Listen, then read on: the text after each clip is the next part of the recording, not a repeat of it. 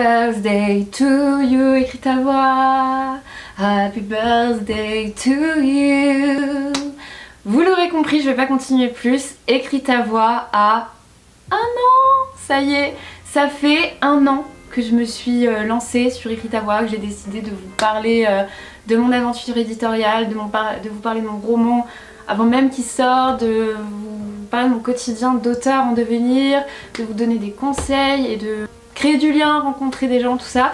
Voilà, tout ça, ça a 1 an et en fait j'ai décidé de vous parler de ça, de vous parler, de faire un petit bilan de là où j'en suis, de ce qui a pris, ce qui a moins pris, ce que j'ai apprécié faire, moins faire, mais surtout de si vous êtes auteur, de comment développer une communauté et comment bien le faire. Il faut savoir qu'à côté je suis auto-entrepreneur en communication et je suis community manager pour des entreprises, des particuliers, donc c'est quelque chose que je connais, qui fait partie de mes compétences que j'ai pu appliquer à moi-même pour en fait mon propre intérêt et me faire profiter de mes propres compétences pour en gagner de nouvelles, vu que je travaille au quotidien sur Écris ta voix comme sur mon écriture. C'est vraiment quelque chose qui prend beaucoup de temps, donc voilà.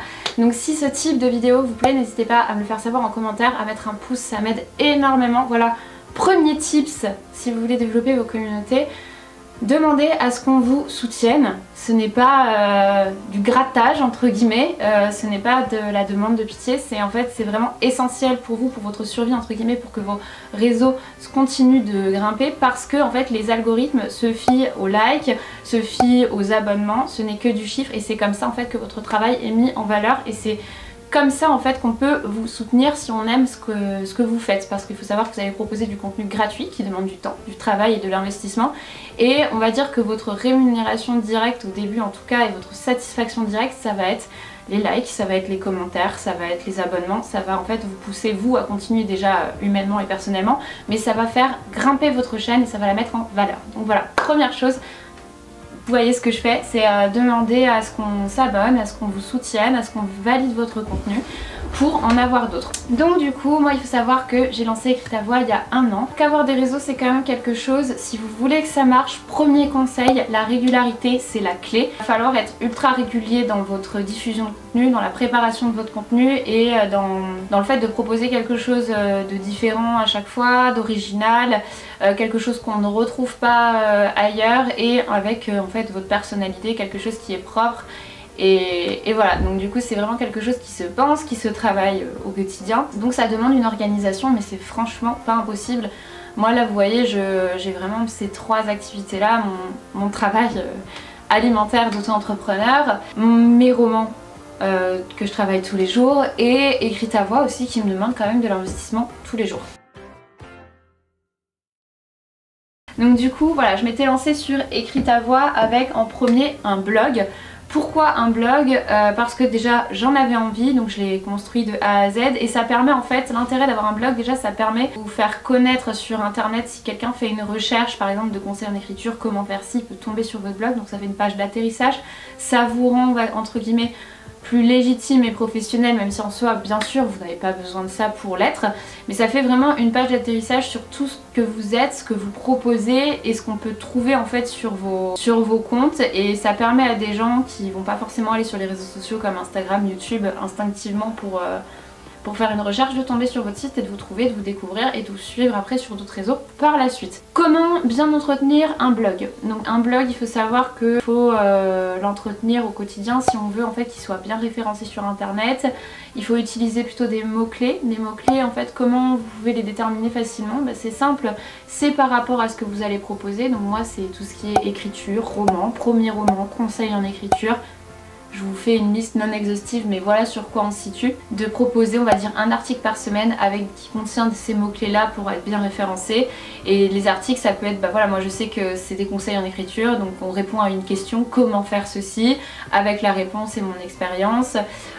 Dans les articles vous pouvez inclure des liens pour améliorer votre référencement. Donc voilà, la bonne pratique c'est un article par semaine avec on va dire 1000 à 1500 mots par article, parce que globalement c'est comme ça que Google va juger un article assez conséquent et long sans que ce soit trop.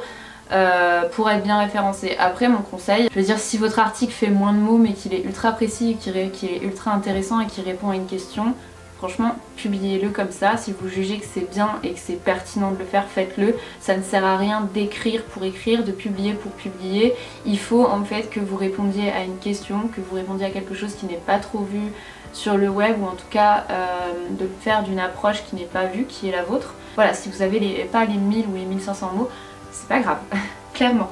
Ça c'est vraiment en fait que des chiffres, que des indicateurs qu'on donne pour être bien référencé, mais ça ne fait pas tout parce que avant tout on s'adresse à des humains. Voilà. L'intérêt aussi d'avoir un blog, c'est que ça me permet, au-delà de faire des conseils en écriture, de faire des pages. Par exemple, j'ai fait une page dédiée à mon roman Essence Indigo avec tout l'univers, les personnages, des petits documents annexes avec des vidéos, des book trailers que j'avais fait. Je vous mets le lien en barre d'infos, vous verrez. Et en fait ça permet de vraiment aussi mettre en valeur, au-delà de donner des conseils ou de vous mettre vous en valeur en tant que personne, ça permet aussi en fait de communiquer sur des projets, de faire vraiment toute une page d'atterrissage dessus, que tout soit répertorié là.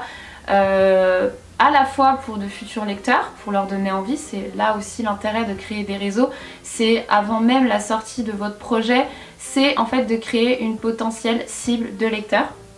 Et ça permet aussi, si vous envoyez votre roman à des éditeurs, s'ils sont curieux, ils vont forcément aller voir ça, et bien d'avoir en fait tout un aperçu. Ils vont voir que vous avez vraiment commencé à communiquer sur votre projet, que vous avez fait du marketing sur votre projet, et qu'il y a tout un univers déjà qui est assez profond et construit derrière. Donc ça peut aussi, ça ne peut que jouer en votre faveur. Je vous invite, moi je me balade là sur mon site tellement je kiffe en direct pendant que je vous parle, mais je vous invite à aller voir, je vous mettrai le lien de la page Essence Indigo de mon premier roman pour vous montrer un peu à quoi ça ressemble. Moi je sais que l'intérêt que j'ai vu en fait d'avoir des réseaux sociaux, quels qu'ils soient, c'était pour ça, mettre en valeur mon projet avant sa sortie, créer une potentielle cible de lecteurs, créer en fait de l'attraction dessus, pour la mise en avant et que ce soit un argument de plus quand je vais contacter des éditeurs.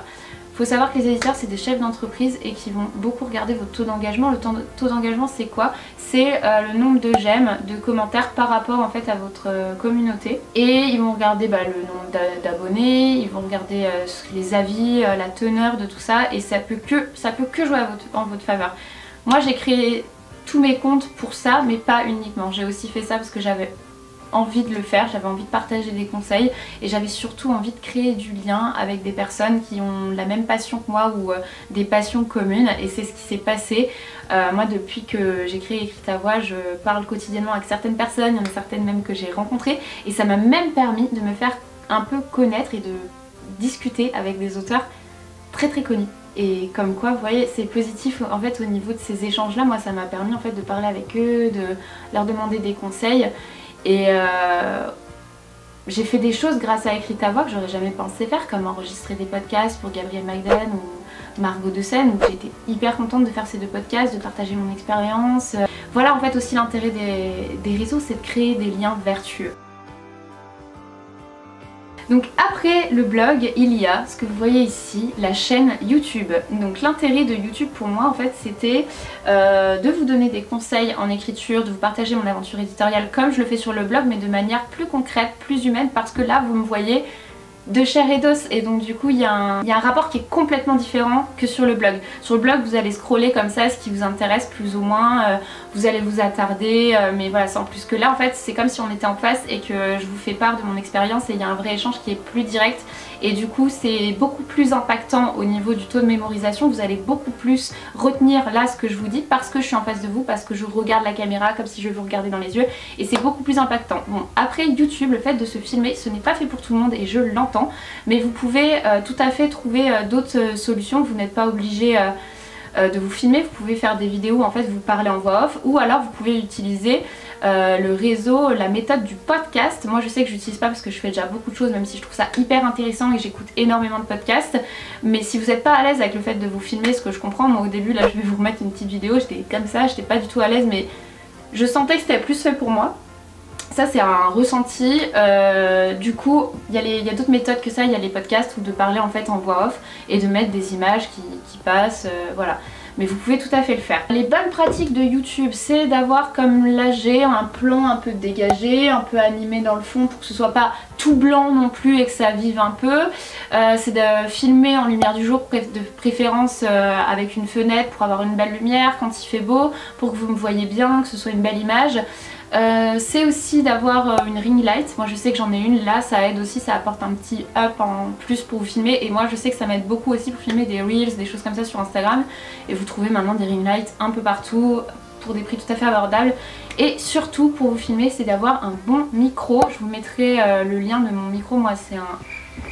Attendez, je sais même plus c'est quoi ma marque de micro. C'est un Boya que j'avais, qui s'attache par-dessus ma caméra. Je vous mettrai des petites photos après. Et ça m'aide à avoir un bon son, et du fait que vous m'entendez bien, le son c'est primordial quand vous vous filmez en fait sur YouTube pour qu'on comprenne bien ce que vous dites, que ce soit très clair, que ce soit facile d'accès à la personne. Il faut toujours penser faciliter le contenu, que ça aille vite, qu'on comprenne tout de suite ce que vous dites, que ce soit pertinent, tout ça. Donc voilà les bonnes pratiques, on va dire techniques. Après c'est tout ce qui est logiciel de montage. Je vous en ai fait part dans une vidéo favorite, je sais pas quand est-ce qu'elle va sortir. J'utilise le logiciel de montage Filmora qui est très intuitif et très pratique à prendre en main pour ceux qui sont peut-être pas forcément à l'aise avec le montage. Et ensuite la bonne pratique au niveau de la diffusion, je dirais c'est de diffuser. Moi j'y arrive, dites-vous que j'y arrive pas non plus encore totalement. Moi je sais que le bon rythme pour se développer sur YouTube c'est une vidéo par semaine. Mais moi je sais que j'y arrive pas parce que le montage me prend beaucoup de temps. C'est pas grave, pas de pression, déjà je le fais, c'est déjà très bien. Et la chaîne se développe vraiment petit à petit. Et franchement en un an je suis presque à 300 abonnés, donc c'est très cool parce que YouTube c'est plus difficile d'acquérir des abonnés. Il y a beaucoup de gens qui regardent les vidéos, parfois qui vont regarder vos vidéos quotidiennement et qui vont pas forcément s'abonner, d'où l'utilité de faire des rappels. Donc c'est plus dur d'avoir des abonnés sur YouTube, mais ça, si votre contenu est intéressant et régulier, la régularité sur tous les réseaux c'est la clé, retenez bien ça. Les gens vont s'abonner, les gens vont vous écouter, vous mettre des petits commentaires et ça sera petit à petit. Sur les réseaux en plus d'être régulier, il faut être patient. Moi je me suis fait récemment un compte Wattpad.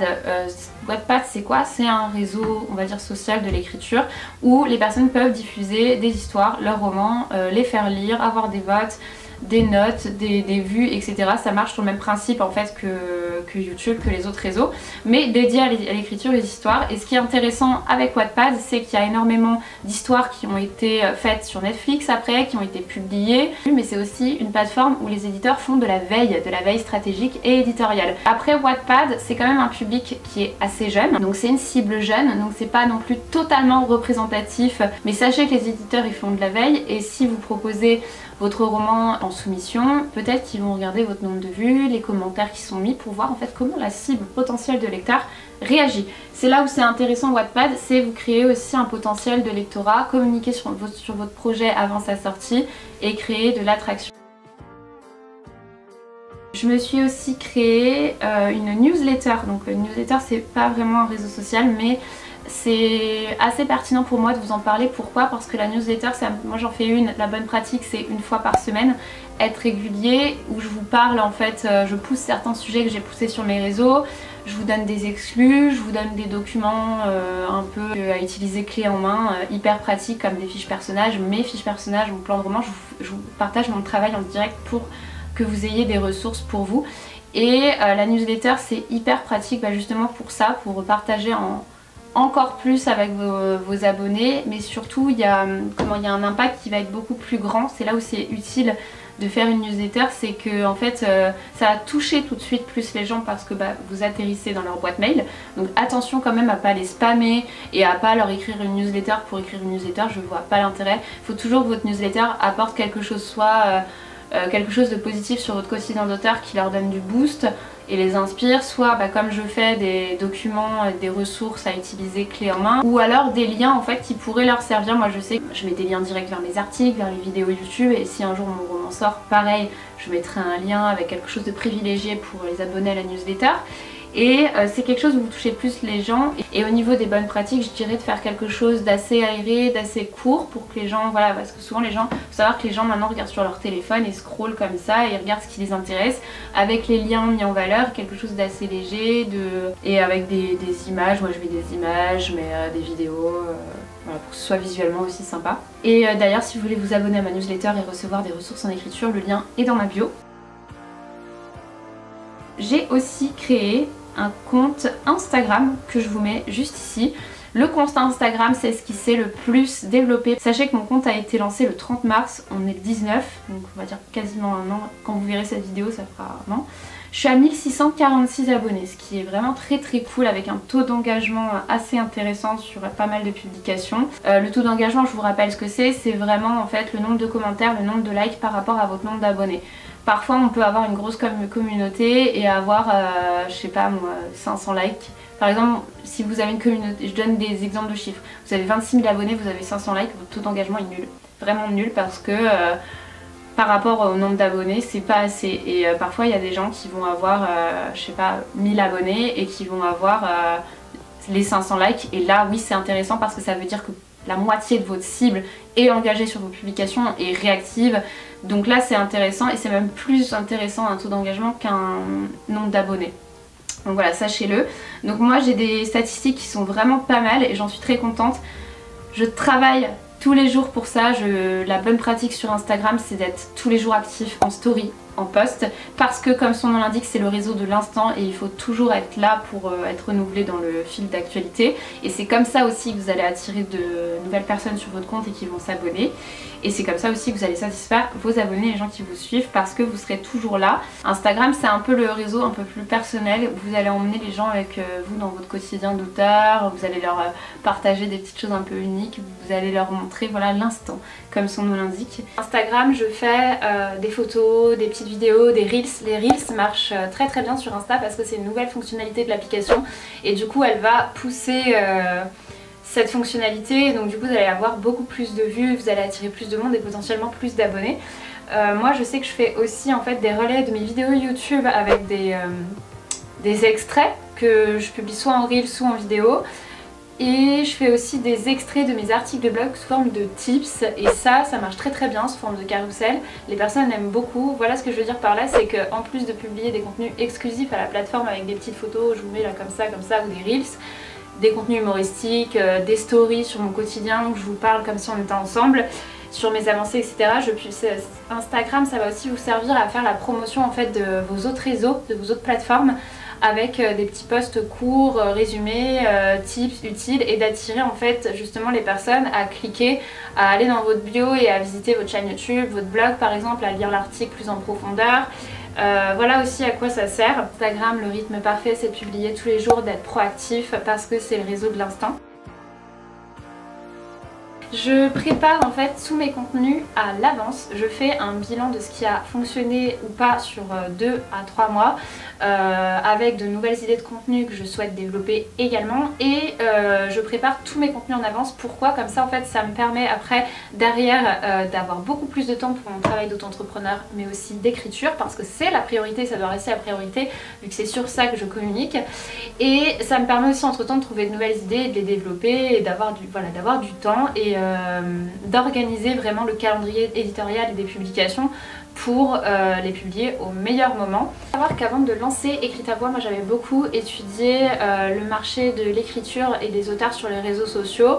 C'est quelque chose qui est beaucoup développé dans les pays anglophones, mais qui est moins en France et qui commence à se développer, et c'est là où c'est intéressant parce que c'est un marché de niche où il y a encore de la place, où vous pouvez encore venir si vous souhaitez le faire. C'est pas du tout bouché comme les réseaux de fitness, de mode qu'on voit beaucoup et en masse, et on a l'impression des fois de voir les mêmes choses, même si c'est très bien, attention. Ces réseaux là sont très bien, ils peuvent être très intéressants, mais c'est quelque chose qu'on voit beaucoup plus et qui du coup va paraître entre guillemets moins original que les réseaux sociaux d'écriture, de travail d'écriture. Et ça laisse aussi beaucoup de marge de manœuvre pour la création des posts, parce qu'il y a plein de choses à faire, il y a plein de choses qui ne seront pas forcément vues, notamment dans votre manière d'aborder les choses, même si vous parlez d'un sujet qui a déjà été repris. C'est des petites communautés mais très engagées, beaucoup plus que des communautés par exemple sur la mode ou le fitness, où là on va avoir des grosses communautés mais peut-être moins engagées. Parce que c'est un marché de niche, l'écriture ça intéresse pas forcément tout le monde et c'est vraiment une cible précise. Je dis pas que le fitness et la mode intéressent tout le monde, mais c'est quand même beaucoup plus large. Si vous avez envie de créer des réseaux, déjà prenez celui où vous êtes à l'aise. Ça ne sert à rien de communiquer sur plein de réseaux, mieux vaut en avoir un et communiquer dessus de façon parfaite. Et faites en fonction de votre temps, de votre planning, de là où vous vous sentez à l'aise, de ce que vous voulez montrer ou pas montrer. Soyez naturel, soyez vous-même. Donnez aux gens des ressources utiles que vous aimeriez trouver vous, que vous auriez aimé trouver par le passé. Régularité avant tout. qualité des posts, il faut toujours penser en fait voilà, quelque chose de lisible, de clair, de facile à consommer, de rapide parce qu'on est dans un monde de consommation rapide en général et sur les réseaux encore plus. Voilà, je crois que c'est tout. Donc j'espère que cette vidéo vous a plu sur les 1 an d'Écrit ta voix, sur comment ça s'est développé, sur plus ou moins le bilan en fait du nombre d'abonnés que j'ai sur chaque réseau, ce que je souhaite développer ou pas. Donc clairement je vais continuer à le faire parce que comme je vous disais, les réseaux sociaux c'est vraiment une excellente façon de créer du lien avec d'autres auteurs, d'autres passionnés, avec de potentiels futurs lecteurs et tout simplement de vous mettre en valeur et de vous faire connaître, et c'est également pour moi une source de bonheur et de satisfaction quotidienne. C'est beaucoup de travail mais j'adore faire ça, donc forcément je vais continuer, et le fait de voir que ça se développe bien et qu'il y a un bon engagement déjà en moins d'1 an là où je fais cette vidéo et que c'est hyper cool, forcément ça booste et voilà. Donc du coup je ne peux que vous encourager à vous lancer, il n'y a que du plus. Ne soyez pas timide, les gens sont bienveillants en général et s'ils ne le sont pas, ben, ne répondez pas. Il y aura dans tous les cas dans la vie, il y aura toujours des gens qui valideront ce que vous faites, il y en aura qui s'en foutront et il y en aura qui critiqueront quoi que vous fassiez. Donc autant faire en fait ce qui vous parle et ce qui vous fait vibrer parce que c'est le sens de la vie à mon sens. Voilà. Et bien voilà, dites-moi en fait si ce genre de vidéo vous plaît, si vous avez des réseaux aussi, n'hésitez pas à me le mettre en commentaire pour que j'aille les voir et m'abonner à vos comptes, ça me ferait très plaisir de découvrir ce que vous faites. N'hésitez pas à me donner vos méthodes qui ont fonctionné pour vous aussi. Voilà, dites-moi et n'oubliez pas de vous abonner et à bientôt pour une prochaine vidéo.